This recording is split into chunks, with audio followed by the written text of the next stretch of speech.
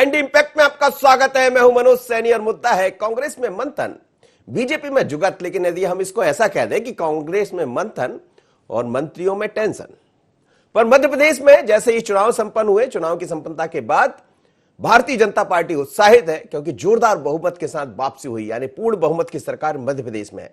लेकिन इस जीत ने कांग्रेस को हिलाकर रख दिया। कांग्रेस में मंथन चल रहा है, बैठक चल रही है, दौरे चल रहे हैं कि आखिर अब आगे की रणनीति क्या होगी। कल भी हमने देखा कमलनाथ की अध्यक्षता में एक बैठक हुई जिसमें तमाम कांग्रेस के नेता मौजूद रहे, विधायक मौजूद रहे, वरिष्ठ नेता चाहे दिग्विजय सिंह की बात करें, सुरेश पचौरी समेत तमाम बड़े नेता पहुंचे, अजय सिंह भी वहां मौजूद रहे।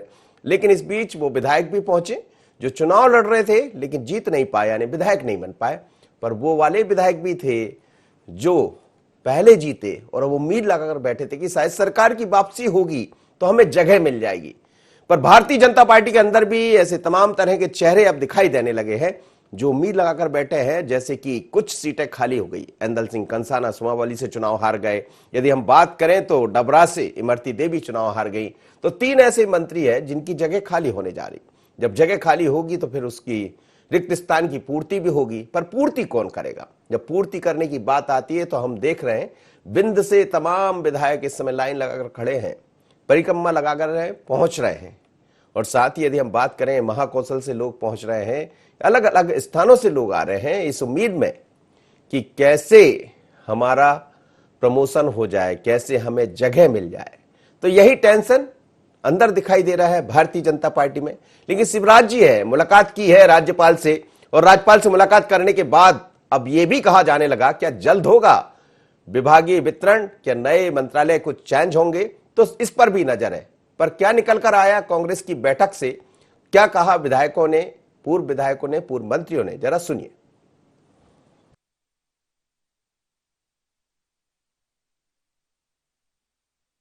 अभी तो सिर्फ उन्होंने ये बोला है कि हार की समीक्षा की जानी चाहिए। सबने ये कहा है, चाहे दिग्विजय सिंह जी हो चाहे कमलनाथ जी हो, हमने भी ये उचित समझा। और उस पर आज समीक्षा नहीं हुई है। समीक्षा के लिए उन्होंने बोला है दिवाली बाद आप लोग चाहे उसको लिखित में दे दीजिए, चाहे मौखिक दे दीजिए, चाहे जैसे भी आपको लगता है, बैठ के उसकी समीक्षा होनी चाहिए एक एक बिंदुवार, एक एक सीट पे। ये आज तय हुआ है। और कमलनाथ जी ने सबसे अच्छी बात ये विश्वास दिलाया है कि आप सब लोग अपनी हिम्मत रखिए, वो जितनी ताकत से पहले साथ थे उससे दुगनी ताकत से आगे साथ रहेंगे।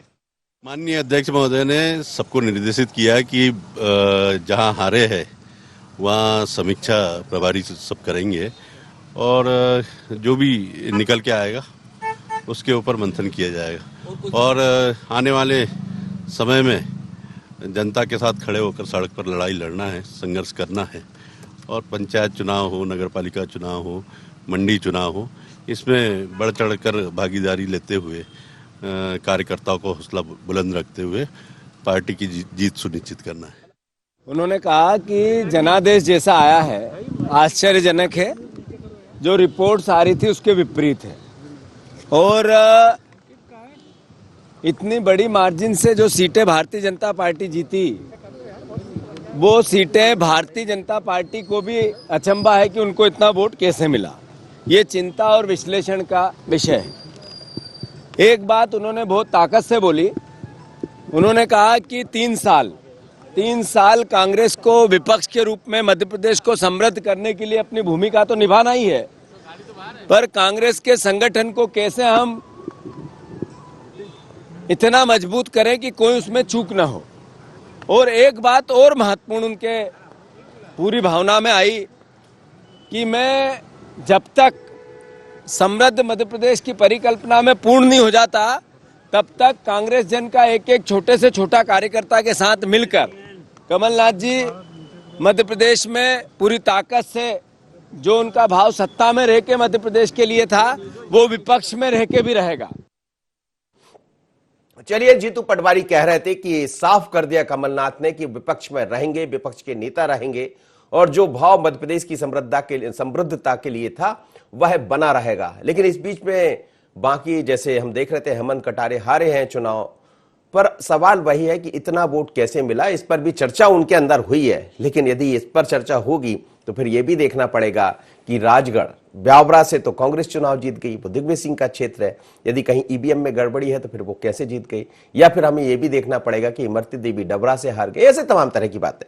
लेकिन जब कांग्रेस में मंथन चल रहा था तो भारतीय जनता पार्टी के दफ्तर और शिवराज जी के, सीएम साहब के यहां लोग मिलने पहुंच रहे थे। उसमें चाहे हम बात करें बिंद क्षेत्र के विधायकों की, राजेंद्र शुक्ल या रामपाल सिंह, या फिर हम बात करें केदार सिंह की और गौतम की बात करें, ऐसे तमाम नेता इस समय चक्कर लगा रहे हैं। लेकिन गिरीश गौतम ने क्या कहा, जरा उनको भी सुनिए। ये तो संगठन की बात है, संगठन विचार करेगा इस बात में। जनता की अपेक्षा है कि बिंद को तवज्जो मिलना चाहिए और मुझे ऐसा लगता है कि संगठन भी गंभीरता पर इस पर विचार कर रहा है। पार्टी में तो ऐसा है नहीं, हमेशा इस बात का विचार होता है कि किनको जिम्मेदारी दी जानी चाहिए, किनको देना है, वो पार्टी विचार करती है उसमें। अपन तो बधाई देने आए थे, इतनी बड़ी जीत मिली है और ये जीत आप सब जानते हैं कि ये कांग्रेस के अहंकार की हार है, उसके घमंड की हार है, जो बड़पोलापन है उसकी हार है, ये तमाम सारी चीजें हैं, उसके कारण हार गए वो। चलिए, हार पर मंथन है और बीजेपी में टेंशन है। गिरीश गौतम भी लाइन में लगाकर खड़े हैं कि शायद वो अब मंत्री बन जाएं, लेकिन मंत्री बनाएंगे किस किस को, दिक्कत यह है एक अनार सो बीमार जैसी स्थितियां दिखाई दे रही। पर भारतीय जनता पार्टी है, उसका संगठन है, वो सब मैनेज कर लेते हैं। अब कैसे मैनेज होगा, आमिर के पास चलते। बाकी दो मेहमान मेरे साथ और जोड़ रहे हैं। आशीष शर्मा जी हैं, भारतीय जनता पार्टी के विधायक, आशीष जी का मैं स्वागत करूंगा। साथ ही सुनील सर आप जोड़ रहे हैं, कांग्रेस के विधायक, उनका भी मैं स्वागत करूंगा। और वरिष्ठ पत्रकार रमन रावल भी हमारे साथ रहेंगे, उनसे भी हम बात करेंगे। सबसे पहले आमिर, अब जिस तरह से हम देख रहे हैं, जीत तो हो गई है, भारतीय जनता पार्टी आत्ममंथन नहीं करेगी क्योंकि जीती है, बल्कि आत्मनिर्भरता की बात करने जा रहे हैं मुख्यमंत्री शिवराज सिंह चौहान। और यह भी कहा जाता है कि जीत के बाद जिस तरह का उत्साह बीजेपी में है वो दिख रहा है, लेकिन कांग्रेस के अंदर टेंशन भी है और मंथन भी है। देखिए, मध्य प्रदेश में 28 सीटों पर जो उपचुनाव हुए थे, बीजेपी ने 19 सीटें जीती हैं, जबकि कांग्रेस के पाले में मात्र 9 सीटें पहुंची हैं।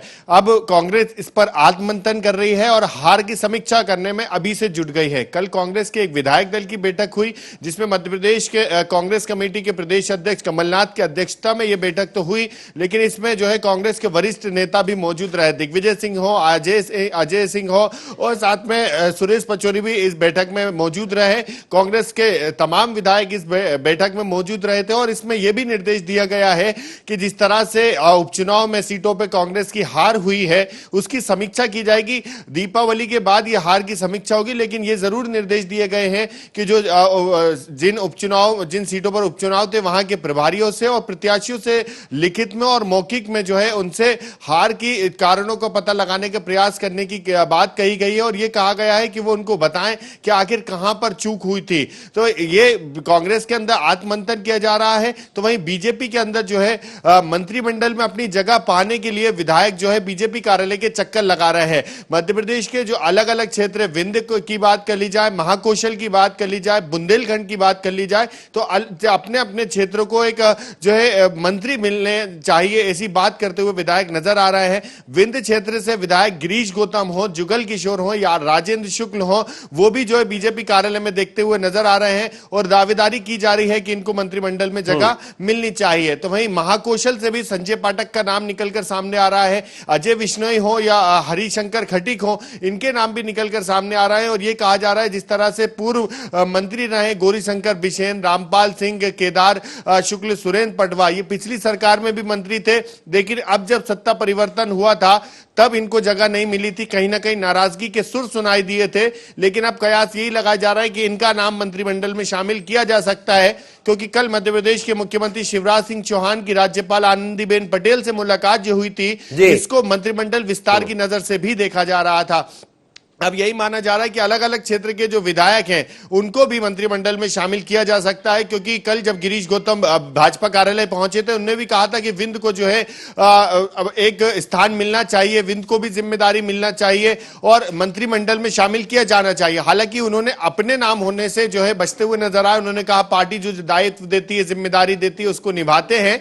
लेकिन जिस तरह से बीजेपी दफ्तर में विधायकों का पहुंचना शुरू हुआ है और वो लगातार जीत के बाद पहुंच रहे, हालांकि हालांकि वो ये बता रहे हैं कि हम जो है बीजेपी की इतनी बड़ी बम्पर जीत हुई है उसकी बधाई देने के लिए पहुंचे, लेकिन जो राजनीतिक पंडित कहते हैं वो यही कहते नजर आ रहे हैं कि जी। मंत्रिमंडल में अपनी जगह पाने के लिए विधायक भाजपा कार्यालय की परिक्रमा करते हुए नजर आ रहे हैं, क्योंकि कांग्रेस तो हार के बाद अब अपने क्योंकि कल जब कमलनाथ ने विधायक दल की बैठक की, उन्होंने ये बात साफ कर दी है कि जिस तरह से आरोप लगाए जा रहे थे कि कांग्रेस हारने के बाद कमलनाथ दिल्ली या छिंदवाड़ा चले जाएंगे, लेकिन उन्होंने कहा कि मैं कहीं नहीं जाऊंगा, मध्य प्रदेश में रहूंगा, जनता की हित की चलिए आवाज आमिर, उठाऊंगा। बहुत बहुत धन्यवाद। हम समझ सकते हैं यदि कमलनाथ कहीं नहीं जा रहे हैं तो मध्य प्रदेश में सियासत देखने को मिलती रहेगी और विपक्ष मजबूत होना ही चाहिए। बहुत बहुत धन्यवाद, आप मेरे साथ जुड़े। 3 मेहमान मेरे साथ जुड़ रहे हैं। रमन रावल जी है, वरिष्ठ पत्रकार, सर आपका बहुत स्वागत है। साथ ही आशीष शर्मा जी, भारतीय जनता पार्टी के विधायक, आशीष जी आपका भी स्वागत है। और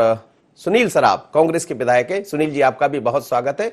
सबसे पहले सुनील सराफ के पास ही चलूंगा। सुनील जी, आप भी बैठक में रहे होंगे कल, क्या अब यह माना जाए कि कांग्रेस पहले की तरह नहीं दिखाई देना चाहती है, संगठन को मजबूत करना चाहती है, पर जो हार हुई है उससे सबक ले रही है कांग्रेस? जी बिल्कुल मनोज जी, सबसे पहले मैं आपके माध्यम से, आपके चैनल के माध्यम से प्रदेशवासियों को, देशवासियों को 5 दिवसीय दीप का पर्व, धनतेरस, रूप चौदस, दीपावली, गोवर्धन पूजा और भाई दूज की बहुत बधाई, शुभकामनाएं दूंगा। आपकी पूरी टीम को, सामने बैठे आशीष भाई को, उनके पार्टी की जीत की बहुत बधाई। निश्चित रूप से कल की जो बैठक बहुत महत्वपूर्ण रही है, विधायक दल की बैठक, और हमारे नेता कमलनाथ जी ने कहा कि जनादेश स्वीकार है, लेकिन ऐसा क्यों हुआ, ये आश्चर्यजनक रिजल्ट क्यों आया, इसका बूथों में बैठ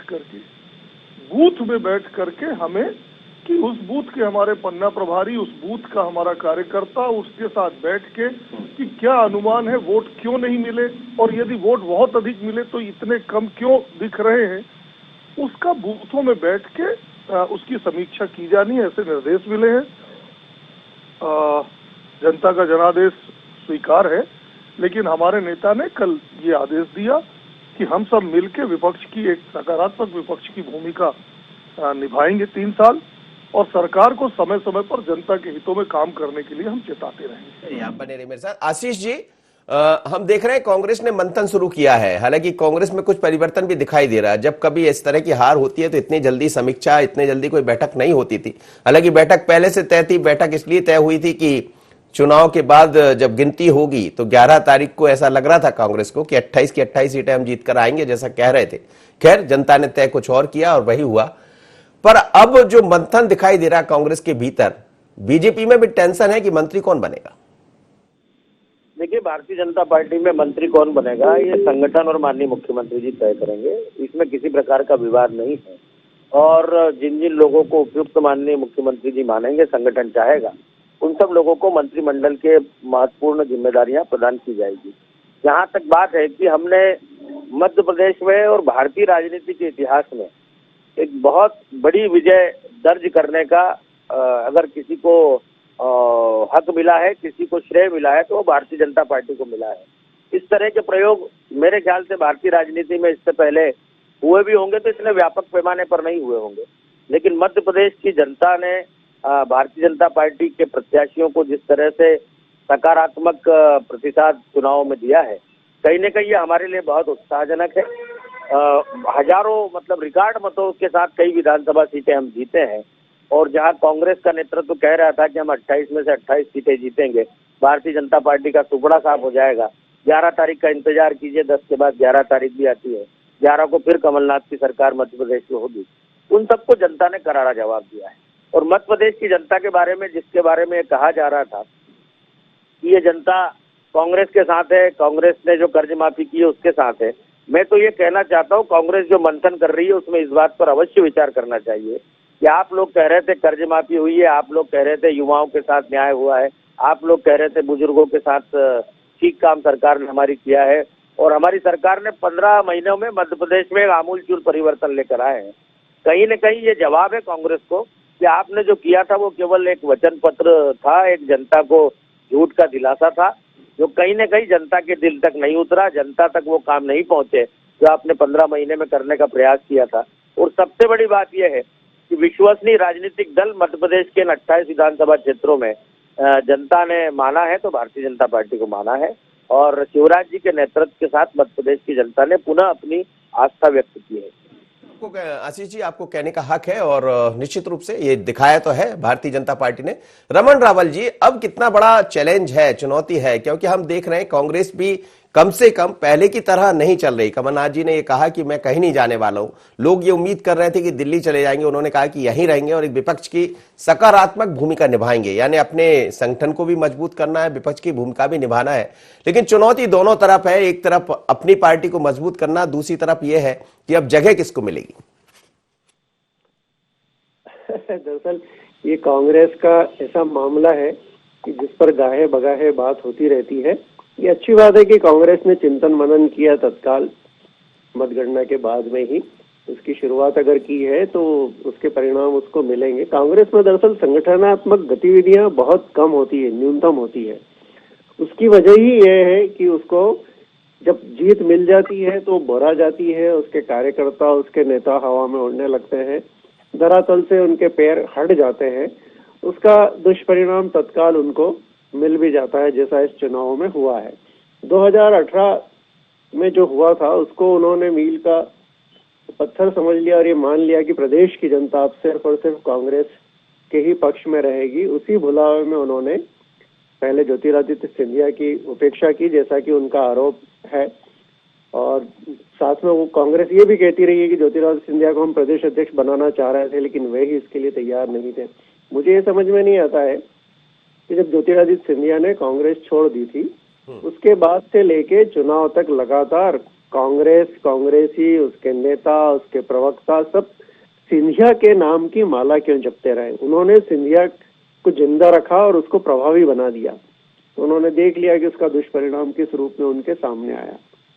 तो ये बड़ी कमजोरी कांग्रेस की रही है और वो सत्ता पाने के बाद में उसके ये हाल हो भी जाते हैं। जी जी, लेकिन भारतीय जनता पार्टी में भी एक टेंशन तो दिखाई देने लगा है, क्योंकि एक अनार 100 बीमार जैसी स्थितियां हैं। नहीं, भारतीय जनता पार्टी में टेंशन की क्या बात है मनोज जी, ऐसा कोई माहौल और मुझे नहीं लगता कि कुछ ऐसा होगा। देखिए, जो 3 पद रिक्त हुए हैं मंत्रियों के, वे भरे जाने हैं और निश्चित रूप से वे पद जो है, जो भाजपा के वरिष्ठ लोग कतार में थे और कांग्रेस से आए लोगों को मंत्री बना दिया गया था, तो अभी ये सारे की सारे पद सीधे जो भाजपा के विधायक रहे हैं उनको मिलेंगे। राजेंद्र शुक्ल जी को जरूर मौका मिलेगा, ऐसा मुझे लगता है, क्योंकि पिछली बार वे रह गए थे, काफी वरिष्ठ भारतीय जनता पार्टी में है, समर्पित है, और इस बार उन्होंने बिसाहूलाल सिंह के लिए काम जिस तरह से किया है, और आप देखिए कि बिसाहूलाल सिंह को भी जबरदस्त बढ़त वहां पर मिली है। तो भाजपा का वोट बैंक पूरी तरह से उनके हक में करने के प्रतिफल के रूप में ही मिली है। तो अब नहीं लगता कि अच्छा, सिंधिया के साथ में भाजपा आलाकमान का जो वादा, जो जबान रही होगी उनके लोगों को मंत्री बना देने की, तो वो एक जरूरत थी, उस समय बनाया था। अब चूंकि भाजपा के अंग बन चुके हैं तो भाजपा की रीति नीति से ही सरकार चलेगी, और अब मुझे नहीं लगता कि सिंधिया भी उस तरह से कोई दबाव प्रभाव करेंगे। अगर वो राजनीति में बड़प्पन रखकर आगे बढ़ना चाहेंगे तो इस तरह का कोई काम करेंगे भी नहीं वो कि किसी मंत्री पद के लिए बढ़ जाए। जी बिल्कुल, आपने ठीक कहा, क्योंकि अब तो सभी लोग बीजेपी के हैं। पहले ये जरूर कहा जा रहा था कांग्रेस से आए। सुनील सराफ जी, जैसा रमन रावल साहब भी कह रहे हैं कि जब पद मिलता है, जब सरकार सत्ता में आती है, तो लोगों के हाव भाव बदल जाते हैं। हमने ये तो देखा कई जगह, हम आपके बारे में नहीं कहेंगे, आप तो सहज है, पर कई जगह लोगों ने सहजता खोई है और जनता ने शायद इस बात को समझा, क्योंकि जीत का जो अंतर है वो काफी है, 11% वोट बढ़ा है बीजेपी का और ये अपने आप में ऐतिहासिक है। क्या इस पर भी विचार हुआ है? हाँ, इस पर भी हुआ है विचार। एक्चुअली जो समीक्षा होगी वो इन्हीं सब बिंदुओं पे समीक्षा होगी, और मैं बिल्कुल स्वीकार करता हूँ मनोज जी की निश्चित रूप से हम जनता को अपनी बात नहीं बता पाए या जो भी है, जनादेश हमारे खिलाफ गया, इसमें कोई शक नहीं है। उसमें हमें बहुत आत्मावलोकन की जरूरत है, हमें बिल्कुल बिंदुवार बूथ पे जाके समीक्षा की जरूरत है और उसके बाद अपने आप में एक सुधार लाने की आवश्यकता है। हालांकि बिल्कुल तस्वीर वैसी नहीं है जैसी दिख रही है। जितने वोटों से जीते हैं वो एक सामान्य वोट नहीं है, वो सीधे वोट नहीं है। क्या नहीं हुआ चुनाव में, पर ये सब कहना अब बेकार है। हम ये सब अब कोई आरोप नहीं लगाना चाहते, हम सीधे ये कहना चाहते हैं कि हमें तो ये भी खारिज होता है कि मान लीजिए जहां से दिग्विजय सिंह जी आरोप लगाए, लेकिन ब्यावरा से आपके प्रत्याशी जीत गए, यदि ऐसा ही होता तो वहां भी मैनेज हो जाता, कोई बहुत ज्यादा अंतर नहीं था यदि उसको देखते। या फिर हम डबरा की बात करें, डबरा से इमरती देवी हार गई, जिसको मुद्दा ही भारतीय जनता पार्टी ने एक ऐसा लफ्ज पकड़ लिया था जिसके कारण बाकी जगह हो सकता फायदा मिला हो, वहां नहीं मिला। तो मुझे लगता है ये मुद्दा तो खारिज भी होता है। मुद्दा खारिज तो नहीं होता है, क्योंकि कभी भी कोई गड़बड़ी की जाएगी तो सारी सीटों पे एक साथ नहीं की जाएगी, सारी सीटों पे एक साथ नहीं की जाएगी। वो तो एक सिस्टम होता होगा कुछ भी, पर मैं उसमें बहुत ज्यादा नहीं चाहता हूँ। हम तो इतना कहना चाहते हैं कि हम अब नए सिरे से फिर से जनता के लिए लड़ेंगे, जनता के लिए काम करेंगे, सरकार का साथ देंगे, जनता के हित में सरकार का साथ देंगे और सरकार के साथ एक विपक्ष की भूमिका में जनता के लिए लड़ते रहेंगे, अपनी समीक्षा करेंगे, संगठन बनाएंगे। 3 साल बाद फिर पूरी ताकत के साथ जनता के बीच आएंगे और जनादेश लाएंगे। आशीष जी, अभी भी टीस है हल्की सी कांग्रेस के अंदर, जो जीत का अंतर, जो जीत का मत आपकी तरफ आया है, बहुत अच्छा परसेंटेज रहा है, तो अभी भी टीस है कांग्रेस के अंदर। देखिए, कांग्रेस को आत्ममंथन भी करना चाहिए और टीस तो उनके मन में तभी से है जब से सरकार उनके पास से गई है। लेकिन कांग्रेस को ये समझना चाहिए कि उसके पास किस तरह का नेतृत्व प्रदेश में है। कल मैं माननीय गोविंद सिंह जी का बयान सुन रहा था, जब वो कमलनाथ जी के बंगले से निकले होंगे, तब उन्होंने ये कहा कि बिल्कुल संगठन में बदलाव होना चाहिए, लेकिन हमारे कहने से नहीं होगा, ये तो हमारी सोनिया गांधी जी तय करेंगी। संगठन का 40 साल पुराना नेता, जो संगठन में वरिष्ठतम माना जा सकता है, यदि उसे ये कहना पड़ रहा है कि मेरे कहने से संगठन में बदलाव नहीं होगा, बदलाव तो सोनिया गांधी करेंगी, ये दर्शाता है कि एक राजनीतिक दल को अपने भूमिका पर और अपने संगठनात्मक ढांचे पर अवश्य विचार करना चाहिए। तो उसका इतना बड़ा नेता दावे के साथ ये नहीं कह सकता कि संगठन में फेरबदल होना चाहिए और हम सब कार्यकर्ताओं की भावना के अनुरूप बदलाव होना चाहिए।